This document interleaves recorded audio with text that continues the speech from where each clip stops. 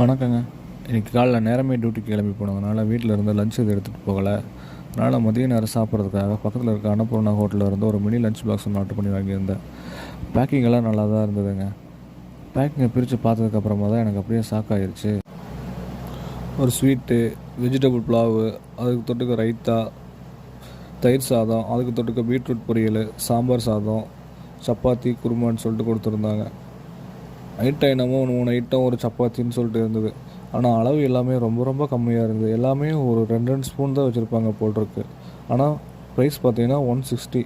வாங்கிட்டு வந்து பிரித்து பார்த்ததுக்கப்புறமா தான் யோசித்தேன், இந்த 160க்கு பேசாமல் ஒரு ஃபுல் மீல்ஸ் வாங்கிட்டு வந்துருக்கலாமோன்னு சொல்லிட்டு.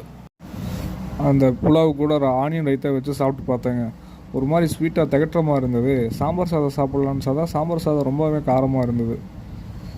எனக்கு மட்டும்தான் இந்த எக்ஸ்பீரியன்ஸ் இருக்கா, இல்லை நீங்கள் யாராவது அன்னபூர்ணாவில் சாப்பிட்ருந்தீங்கன்னா உங்கள் எக்ஸ்பீரியன்ஸ் எப்படி இருந்துன்னு சொல்லிட்டு மறக்காமல் கமெண்ட்டில் சொல்லுங்கள்.